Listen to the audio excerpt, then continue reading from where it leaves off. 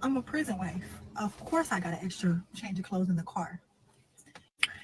I'm a prison wife. Of course I'm at the prison right now. On the weekend. I'm a prison wife. Of course he wants me to come and see him Saturday and Sunday. I'm a prison wife. Of course if I don't pick up the phone the first time he calls, he's gonna flip out. I'm a prison wife. Of course I'm gonna keep cash because my man gotta eat when I come to the visits. I'm a prison wife. Of course my husband gonna ask me, did you do that for me, babe? I'm a prison wife. Of course I got my man phones while he in prison. I'm a prison wife. Of course all the bills are paid while my man is in prison. I'm a prison wife. Of course they made me change my clothes.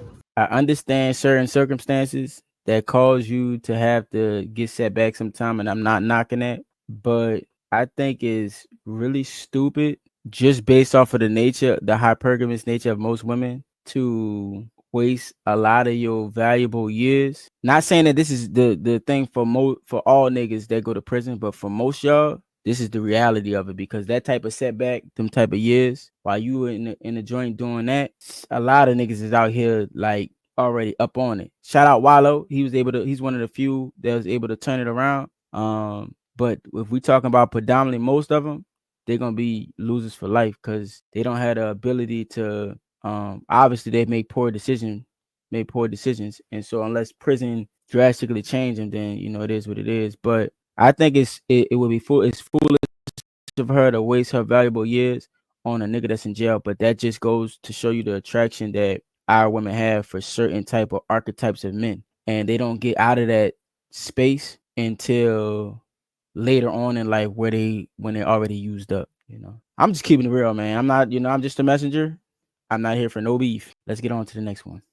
Around nobody that don't want me, bro. Yeah. She don't want me no more. I don't need her no more. If she wake up one day and say, I don't want you, well, I don't need you. I'm not gonna be nowhere with an empty void for somebody that don't want me. The reason why I need her is because I feel she wants me. I can't need you if you don't want me, bro. How can I need you and you don't even like me? So if you want me, hell yeah. Now the wants has turned into emotional needs from each other. But that shit can be turned off right then. Like, as soon as you say you don't want me no more, all right, bitch, I don't need you no more now. You need a person, your life don't go on without them. Is what I'm saying. Yeah. We can think we need certain shit, but then when the worst happens, your life gonna go on regardless. You're gonna go through the stage of being hurt, all that. But just imagine the worst shit that you thought of when it happened to you, it wasn't that bad. So hell nah, you ain't gonna be able to click off your emotion, but you're gonna be able to, I'm a type of person, I know how to accept everything. Right. I don't have a choice but to accept, but what I'm finna keep doing, let you drag me? That's how niggas be getting caught up and doing all the bullshit.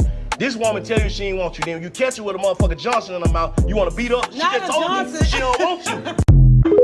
Real, recognized, fucking real. Everything he said was 100% real, on point. And the thing about it is that a lot of us know that woman don't want us, and he's still trying, like, I don't know, change her mind. I don't know what you know what I'm saying? If you don't want me, then it is what it is. Like, the door is wide open, you know what I mean? And I'm going to keep on moving.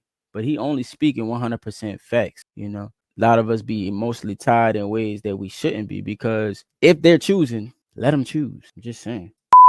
Hey, babe, I was wanting to know, you give my homie a call so he can go and get some money put up on those books and shit. He's trying to know since get a three-way. I appreciate you, but here you go right here. Damn, my dog press. Thank you, brother. Thank you. Damn. Hey, how you doing? Yeah, this the number 773 691 2408.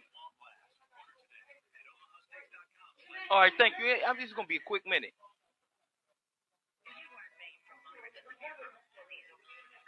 It's ringing right now, bro. It's ringing. I'm calling it right now. The minutes be counting in prison. Hey, babe, what's going on? Man, on my kids, man, stop playing with me, man. Hey, on my kids, stop playing with me. Why you ain't answer the phone? Man, on my kids, I done called you 17 times. Man, stop playing with me, man. He ready. Man, you got me doing all this on other people's minutes. It ain't even my minutes we on doing all that. He ready to have a full argument. Man, hold on, bro. I'm talking to my girl real quick. Man, look, man. Man, that's what I'm saying, man. I want somebody else's minutes. Man, shorty, stop playing with me, man. All right, bro, I got you, bro. My girl got plenty of money, bro. She all right, bro. Okay. Hey, look, you got me sweating. I'm hot. I'm mad. I'm ready to catch a domestic. And you can have My dog was snapping, man. My dog was snapping. That's crazy. He about to try to have a full argument on that man minutes. Man, look, I ain't got a lot of minutes to share. It's good enough I'm giving you this. Shit, nigga, you gotta cut that shit short. I know how it be though. You get wrapped up in that shit. That shit really like it be pulling you. You know what I'm saying? Especially when you be snapping out on your girl. It's like, man, you know what? I don't have the time or energy for this right now. But you find it, cause she'll pull it, she'll zap it out of you. You know what I'm saying? That shit funny. Patience is a man supposed to have when dealing with broken women? Oh Lord. I have to say this. A lot of men do fall into this idea of, well, because we're the man, we're supposed to be more patient and fix her. But as you tolerate a lot of the nonsense, you lose her respect. And now you don't actually gain her love, all right? Because she sees you taking, she sees you accepting because a lot of times that toxic energy turns into disrespect, mistreatment, all these different things. She's not gonna love you more because you're enduring nonsense. So you just have to be clear, like, listen, I love you, I care about you. Here's the plan. If you're with me, I will support you. If you're not, you gotta go. He said nothing wrong. He said nothing wrong. You gotta go where you're appreciated and wanted. You know what I'm saying? Not where you're tolerated. And so because of that, it's crazy because a lot of men think that they have to play this Superman complex type of role when it comes to, you know, dealing with their woman, especially a broken woman. Me personally, you got to come correct, because I cut you off for anything. I don't, you know what I'm saying? If you don't want me, you know what I'm saying? Fine, you know. Black men, they already have so much pressure on a day-to-day basis to be strong consistently. You can never have a bad day because you're a bad day. Like, once I see you have a bad day, that's all you are. Like, I feel like they already have so much pressure in the first place that a relationship is the one place that they want to have, like, some softness and some peace. Some of us, our purpose in men like that may not know how to love yet, because I do believe that most men get there.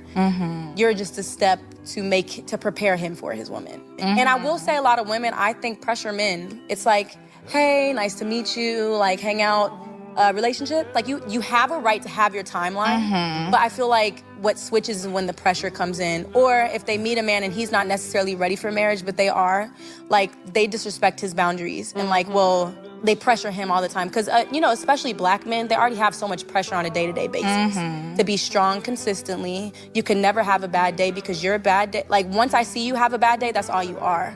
Like, I feel like they already have so much pressure in the first place that a relationship is the one place that they want to have, like, some softness and some peace. I have a lot of male friends. My best friend is a male. One of my best friends is a male. And, like, just hearing it from, like, my boyfriend and his friends is, like, they just want peace. Like, that's all they want of their relationship is peace. Even dealing with their white counterparts, they're always made to feel like less than and smaller in a lot of these areas. So, like, all they want is to come home and to just, like, be free and to have peace. And I think that's why a lot of men, especially Black men, are quiet too. Because every time they do talk and they do, like, emote, like, it's like, oh, you soft. Yeah. You soft as I hell. agree, Like, but I do think that it goes both ways as well. Yeah. 'Cause I think as a Black woman, we're expected, we got to be strong. Absolutely. And whenever he's down, we got to take care of the house. Yes. We have to do everything. When he's breaking down, we can't shed a tear. I think Black women need more when we grace. ask for, And I think that's where the they do disconnect it. comes, though, because it's like they need peace, and then we need Black love. women. What's so crazy is that she started talking about Black men, and that's what the topic. Well, I don't know what their conversation was in its entirety, but they immediately started talking about what they needed. You know what I'm saying? Opinion. Just an opinion. I'm gonna give you mine. I would not share motherfucking thing with my woman. You know what I'm saying? You got some issues that you dealing with that you about to break down for. That's what you need a team of niggas for. Or you contact them like, dog, I'm about to. The only thing that you gonna do is breaking down in front of your woman is cause her ass to panic. That's the facts. Because what they do is they're air quotes super strong when they're not. Okay, they're not strong. All right. The first thing they gonna do is emote crazy. You can't put not one lick of pressure on them. You have to really pretend like ain't shit happening, because they're gonna take that situation and magnify it. Why? Because they're gonna feel some type of way. They're gonna have to emote about it first. It's not gonna be no logical thinking. And in their mind, they truly, honestly believe that they are built for the pressure, and they're not. That's the crazy part about it. So word to the wise, do not emote to your woman ever. Always talk to your niggas. If you gonna break down crying and all that shit, do that in front of your niggas. Them niggas will pick you back up. Real talk. Leave their husbands for the stupidest and dumbest reasons I have ever heard in my life. Very few times have I heard actually legit reasons for divorce. But the most common reason that I get for leaving the father of your children or their husband, and it is that these women outgrew him. The amount of women that I have met that casually destroyed their entire families because they outgrew their husbands is genuinely depressing. And what you typically get from the modern mothers that are coping and can't accept the fact that they actually made the wrong, most selfish decision that they have ever made in their life. Oh, let me just put my kid at every statistical disadvantage. Oh, let me only see both of my parents half the time in the month. Oh, let me make my kid more likely to run away from home, more likely to drop out of school, and more likely to be abused because of my feelings of outgrowing him. It's so funny. Women are so self-centered that they use every single cope to make their selfish decision not sound like a selfish decision. You know, it's funny. When women win the lottery, they tend to divorce their husbands. When men win the lottery, they tend to stay. I know Pearly get a whole lot of flack, especially in Black YouTube. You know what I'm saying? But she don't be saying nothing wrong most of the time. Like most of the time, she be speaking facts. You know, just on how female nature actually is and operates. You know what I mean? It just is what it is. You know, it's hypergamy. You know, and I don't think hypergamy is necessarily a bad thing. I think hypergamy is around to keep you competing, because them niggas that, you know, get into a comfortable mode, there's gonna be some nigga that is still competing that's gonna take your chick. So you need to stay on your toes. You know what I'm saying? But it's likewise with women. They gotta stay on their toes too. You know what I'm saying? Especially if you were a competitor. Get into another relationship. If Shantae was to say, I'm done with you, she walking away with my heart. Right. She already did everything that another motherfucker can never do. I ain't even gonna let you do it. This is like me trying to find another Dave. But what is... I can never have another friend like that. I can have friends, but I can never have another friend like Dave. Right. It's the same thing. See, that's the difference. Some people don't know what that shit feel like. Yep. And for a man, that shit is different. Okay. Yeah. Ain't nothing you can do, nothing that nobody can do, even if I'm out here every night or every other night, get my dick sucked. That shit still don't add up to that. It's just a feeling. Most women has never been that for a man. So they would never be able to feel what I'm talking about. Cause they ain't even allowed it. So they say what the first little shit that don't go right for their friends, their family, or what they think in their fairy tale mind, they out. So it ain't gonna never be shit. That fairy tale mind is real. The same shit with 100 niggas instead of going through the same shit with the same nigga 10 different times. Yeah. That's what it is. See, I'm gonna tell you. This dude ain't missed yet. I'm gonna tell you why. It's different when you're in a long-term relationship and you build something with somebody over the course of time. You know what I'm saying? Like what a lot of people do is they wait till they're in their 30s to try and hurry up and smash together a marriage so they could pop out a kid. You know what I'm saying? And be fulfilled in life. That's not what really builds like true relationships. And I say that because when you're with somebody for a long period of time, you understand how that person think. You understand y'all done meshed worlds together long ago. You understand what that person likes. You know their body. You know their mind. You know a lot of things about that person that time, which is the one thing that we can't replace, has given y'all. And so, you know, if you spend a lot of time and a lot of effort and a lot of energy into one person, pouring into them, and then hopefully they're pouring back into you, you're gonna, you know, you're not gonna want to repeat that process. If that ends, it's like, man, shit, there go my heart. Like I'm done. I've heard, you know, people remarrying and stuff. Maybe they did something that was just terrible in the marriage and they was trying again. But the ones who like really put their all into their relationships, especially the long-term ones, you're not going to want to repeat that process again with just somebody brand new, because you're going to have to relearn that person and they're going to have to relearn you. And you're not going to be able to learn that person to the level of what you learned the other person because of the amount of time that you put into them. You know, 10, 15, 20 years into one person is a long stint of your life, you know, so you won't know your person that well, you know, your next person. So it's never going to hit the same. That's what he's trying to say. The thing, women don't ignore men they like. So if she's ignoring you, it's a signal she's not that into you. Trust me, we don't ignore the men we are crazy about. That's a huge fact. A lot of men, they just, they on the chase. They one track minded. They thinking with their small head and not the, what I'm saying, that not the top head. And so by them doing that, they can't see the signs of how women really like mate select. So they, they'll stick around not being text back, and just waiting and thinking that, just being patient is gonna do it, and it never works. Living with a man that you are controlling or rather manipulating, that is witchcraft, number one. Yes, and you are going to be very miserable. True. Because a man that you can control is an unhappy man. True. And you will be very unhappy. You actually will pay for that in the long run. She's speaking facts. She on her Shahrazad Ali. Most women vie for control of a man that they don't really want. They're trying their best and they use manipulation tactics. I ain't gonna say a lot of women. I ain't gonna say most. But they use manipulation tactics to control their man. And some of them are very successful with it.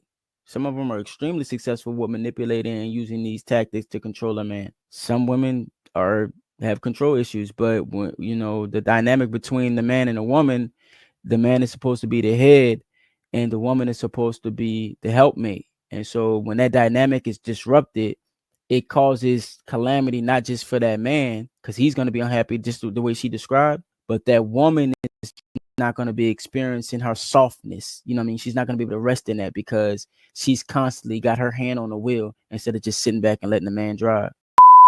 Your partner continues to speak to you with contempt, or if your partner continues to approach you in a way that is unhealthy, if that's been happening for however long, here's what has to happen. You have to establish a hard boundary. If this is how you're going to approach me, if this is how you're going to deal with me, I am not going to participate in the conversation. That's not stonewalling. That is a boundary. A boundary is you are drawing a line in the sand with your partner. A boundary is you're saying, hey, you can no longer trespass on my grass. A boundary is you can no longer come onto my property. You've been coming onto my property for years and years and years.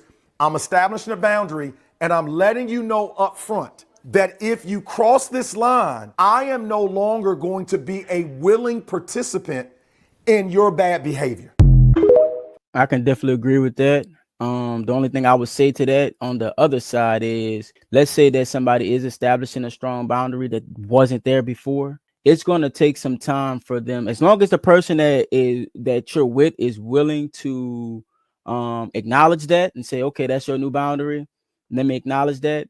You have to be willing to work with them in the event that they slip up. So like maybe I might cross that boundary again, and it's like, hey, let me gently let you know you're crossing the boundary again. Okay, my bad. Let me take a step back, reevaluate myself, and I'll approach it again. Now, if they're just completely dismissive of it, that's a whole separate conversation. But if you establish a boundary, you have to allow that person that you're with the ability to conform to that. And that doesn't happen overnight. That's the other part that they don't talk about. What's truly heartbreaking is when you take a step back and you start to assess things and break things down completely and remove the blindfolds, only to realize that some people don't genuinely love you the way you have convinced yourself that they do. They only love the way you go out of your way for them. They only love the way how you sacrifice for them. They only love the way you consider them because it boosts their ego. They don't put in any effort themselves. The problem is that many of us aren't blind to how people treat us or what they do to us. We voluntarily cover our own eyes, blinded by our own love, hoping that the love we give, they will want to give it back to us. The love we give and the so-called love they give back simply doesn't match. You can't expect them to do how you do. Sometimes they love you for the wrong reasons.